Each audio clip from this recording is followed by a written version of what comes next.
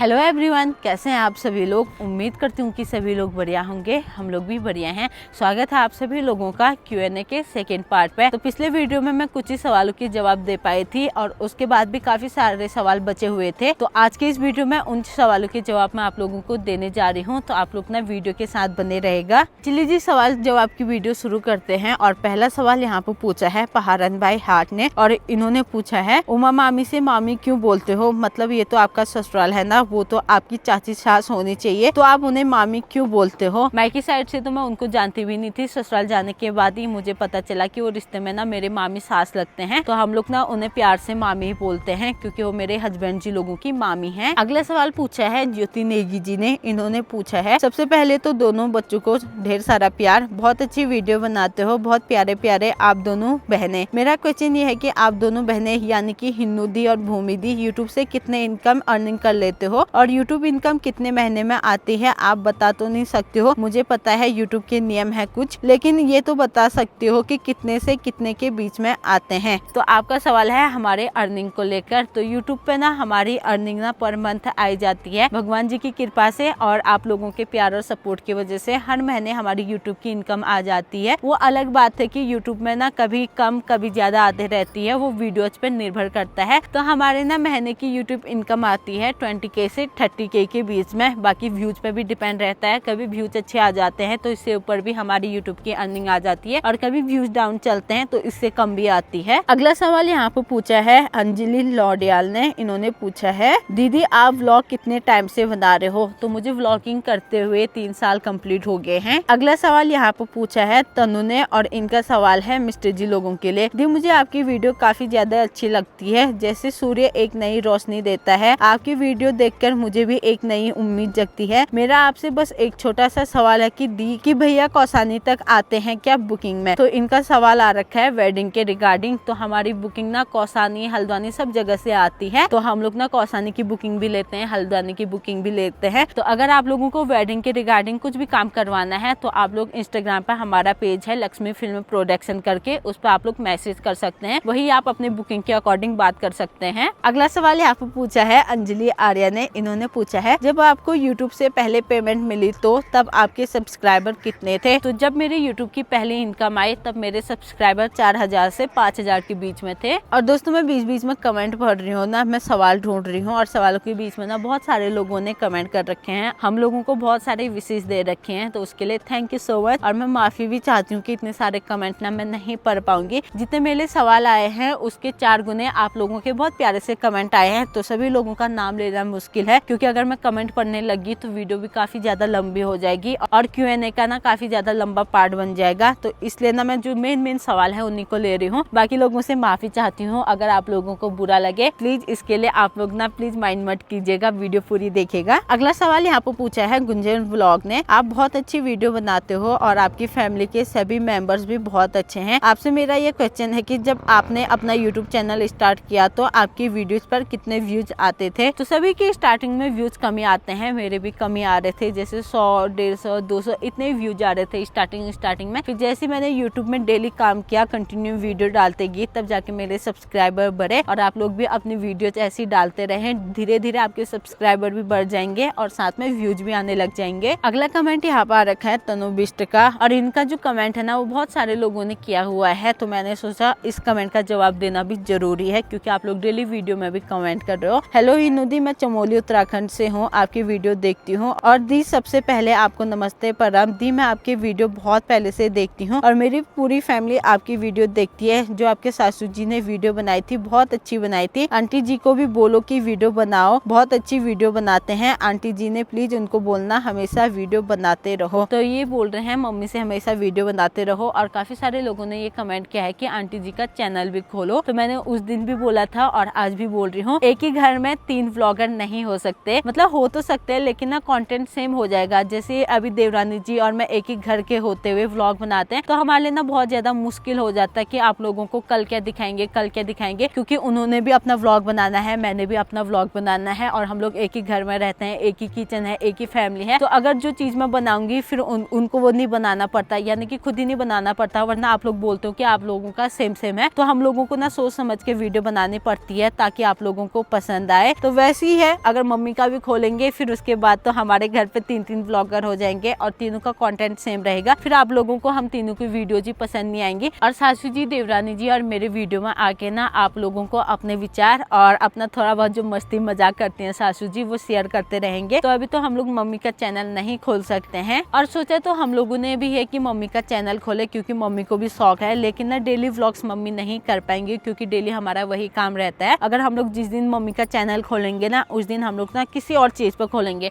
यानी कि कुछ या तो फनी वीडियो होनी चाहिए या फैमिली चैलेंजिंग कुछ इस टाइप का जिसमें मम्मी को इंटरेस्ट हो। तो कोशिश करेंगे कि जल्दी से जल्दी सासू जी का चैनल खोलें और सासू जी का ना हट के कंटेंट हो, हट के टॉपिक हो। अगला सवाल यहाँ पे पूछा है आद्विक बिष्ट ने। हिंदू दी, मैं आपका व्लॉग डेली देखता हूँ, आपकी फैमिली बहुत अच्छी है। आजकल व्लॉग में आपकी ताई जी नहीं दिखती हैं। तो काफी सारे लोग कमेंट्स भी कर रहे थे कि आजकल ताई जी कहाँ गए, ताई जी आपके व्लॉग में नहीं दिखाई देते हैं। आजकल गाँव में जंगल जाने का काम चल रहा है जिस वजह से ताई जी भी बिजी हैं और अब ना हम लोग भी ना डबल हो गए हैं। पहले तो ये होता था मैं सिंगल थी, शाम को थोड़ा बहुत टाइम मिलता था तो मैं ताई जी की गौशाले की ओर घूमने के लिए चले जाती थी तो ताई जी मिल जाती थी। लेकिन अब यह है कि बच्चों के साथ उतना समय नहीं हो पाता है। कभी कभार ताई जी से मुलाकात होती है और जब भी ताई जी से मुलाकात होती है मैं अपने वीडियो के जरिए आप लोगों से भी मिलाती हूँ। और गाँव में ना दोस्तों इतना सारा काम रहता है महिलाओं का, तो ताई जी भी ना इस समय पे काफी ज्यादा बिजी है। मॉर्निंग पर जंगल जाना, फिर घर आके खाना वगैरह, तो उनका भी ना बिजी शेड्यूल चल रहा है। तो अब यहाँ से जाने के बाद मैं कोशिश करूंगी कि आप लोगों को ताई जी से मुलाकात करवाऊं। अगला सवाल यहाँ पर पूछा है सोनू UK01 ब्लॉग्स ने। हिंदू यूट्यूब से जब हम लोग नो कॉपीराइट म्यूजिक निकालते हैं तो बहुत सारे गानों पर फिर भी कॉपीराइट आ जाता है, ऐसा क्यों? रिप्लाई जरूर करना। तो कॉपीराइट इसलिए आता है ना, स्टार्टिंग में तो काफी सारे गाने ऐसे होते हैं जो हम लोग यूज करते हैं, उस टाइम पर कॉपीराइट नहीं होता। लेकिन कुछ टाइम बाद, 1 हफ्ते बाद या 1 महीने बाद ना उस गाने पर कॉपीराइट आ जाता है। जिनका वो सॉन्ग होता है ना वो हमें कॉपीराइट दे देते हैं। तो मैं आप लोगों को ये सजेस्ट करती हूँ कि आप लोग ना दूसरे का सॉन्ग यूज मत कीजिए। अगर आप लोगों को अपने व्लॉग में सॉन्ग यूज करना है तो आप लोग सब्सक्रिप्शन खरीद सकते हो। स्टार्टिंग में मैं भी यूट्यूब से निकाल के गाने यूज करती थी, लेकिन उसमें ना फिर कॉपीराइट आने लग गया था, तो मैंने भी इस टाइम पे सब्सक्रिप्शन खरीदा हुआ है। और काफी सारे लोगों को पता नहीं होता कि काफी सारे प्लेटफॉर्म ऐसे हैं जहाँ से हम लोग सॉन्ग खरीद सकते हैं यूट्यूब के लिए। तो परमानेंट था, उसके बाद वो आपका हो जाता है, 1 महीने का, 1 साल का, ऐसे उसमें पैकेज बना रहता है। जैसे हम लोग बैलेंस डालते हैं ना वैसे सॉन्ग का भी रहता है, तो आप लोग सॉन्ग खरीद सकते हो। और काफी सारे लोगों को ना ये पता नहीं रहता है कि जैसे इस चीज का भी सब्सक्रिप्शन होता है। जैसे मैं जो गाना यूज करती हूँ तो लोग सोचते हैं इस गाने पर कॉपीराइट नहीं आ रहा है तो मैं ये गाना यूज कर लेती हूँ, ऐसा मतलब बहुत सारे लोगों का सोचना होता है। वो गाना डाउनलोड कर लेते हैं लेकिन उनके उसमें कॉपीराइट आता है और मेरे उसमें कॉपीराइट नहीं आता है। इसका रीजन ये है कि मैंने उस सॉन्ग का सब्सक्रिप्शन खरीदा हुआ है, यानी कि मैंने उसके लिए पैसे दे रखे हैं। अगला सवाल यहाँ पर पूछा है चंदन कोरंगा ने और इन्होंने पूछा है आप अपने यूट्यूब इनकम किसको देती हो, प्लीज बताना, और तुम उसमें से कितना रखती हो। तो ये सवाल ना शायद बहुत सारे लोगों के माइंड में होगा, तो इसका जवाब आप लोगों को आज मैं दे रही हूँ। तो इसका जवाब ये है, जो मेरी यूट्यूब इनकम आती है वो आती है मेरे हस्बैंड जी के अकाउंट पे और उन्हीं के पास ना वो यूट्यूब इनकम रहती है। उसमें से ना मैं 0% भी नहीं लेती हूँ दोस्तों, चाहे मेरी 20 के आए, 30 के आए, 40 के आए, 50 के आए, जितनी भी यूट्यूब इनकम आती है ना वो मिस्टर जी के पास ही रहती है। और मिस्टर जी अपना काम भी करते हैं, जैसे वेडिंग के रिगार्डिंग फोटोग्राफी का काम इनका है। तो हम दोनों हस्बैंड वाइफ के जो भी रुपए होते हैं ना मिला जुला के हम लोग अपने घर का खर्चा चलाते हैं, अपनी फैमिली का खर्चा चलाते हैं। तो उसमें से जैसे मुझे कभी जरूरत होती है, जैसे मायके आना होता है या कुछ खरीदारी करनी होती है, तो बीच बीच में ना मुझे हस्बैंड जी खर्चा देते रहते हैं जैसे और लोगों के हस्बैंड देते हैं। तो बस ऐसे ही चलता है हमारे यूट्यूब इनकम से और मिस्टर जी की मेहनत से खर्चा। और दोस्तों पर्सनली मेरा ये मानना है ना, जब एक हस्बैंड कमाता है, वाइफ घर पे रहती है, यानी कि घर पे काम वगैरह करती है, हाउस वाइफ है, तो जब हस्बैंड कमाता है तो अपनी इनकम वो अपनी बीवी को देता है ताकि घर का खर्चा चले या मतलब उसकी जरूरत पूरी हो। तो मेरा ये मानना है, मुझसे ज्यादा मेहनत ना यूट्यूब पे हेल्प मेरे मिस्टर जी करते हैं और मेहनत भी वही करते हैं। मेरा काम क्या है, कैमरा पकड़ के नॉर्मली व्लॉग बनाना, एडिटिंग का काम, पोस्टिंग का काम, चैनल हैंडल करने का काम, सब काम मिस्टर जी करते हैं। यानी कि यूट्यूब में 10% काम मेरा है और 90% काम मेरे हस्बैंड का है, यानी कि उनका मुझ पे ना पूरा सपोर्ट है। इसीलिए ना मेरी यूट्यूब इनकम ना उन्हीं के पास रहती है। बाकी बीच बीच में वो मुझे सरप्राइज हो गया और खर्चा वगैरह, यानी कि सब जरूरतें मेरी पूरी करते हैं, तो मुझे अच्छा लगता है। तो मुझे यूट्यूब इनकम अपने पास रखने की कोई भी जरूरत है नहीं। अगला कमेंट आ रखा है दीपक मेहरा का, और ये कमेंट जब मैंने पढ़ा ना दोस्तों मेरे फेस पे इतनी ज्यादा स्माइल आ गई थी, मतलब हंसी आ गई थी। तो मैंने सोचा ये कमेंट आप लोगों के साथ भी शेयर करते हैं ताकि आपके फेस में भी स्माइल आ जाए। तो इन्होंने कमेंट किया है, तुम पहले से मोटी हो गई हो। ये तो नॉर्मल ही है दोस्तों, अब इसके आगे का सुनना। अब सब्सक्राइबर भी बढ़े और मोटापा भी बढ़ गया। तो दोस्तों क्या आप लोगों को भी लगता है क्या मैं मोटी हो रही हूँ आजकल करके? मुझे लगता है, मतलब मुझे खुद लगता है कि मैं इस टाइम पर पतली हो रही हूँ, क्योंकि मुझे पुराने कपड़े फिट आने लग गए हैं। और अब फैमिली में ना सभी मेंबर्स ऐसे ही बोल रहे हैं, आप पहले जैसे पतले होने लगे, पतले होने लगे। सब मुझे मोटा करने में लगे हैं, यानी कि मोटापा मुझ पर अच्छा लग रहा था बल जब मैं मोटी मोटी थी, अब पतली में गंदी लग रही हूँ बोल रहे फैमिली मेंबर। बाकी आप लोग कमेंट करके बताओ मैं ऐसी ठीक लग रही हूँ या जब कुछ टाइम प्रेगनेंसी के टाइम पर मोटी मोटी थी, गोलू मोलू सी।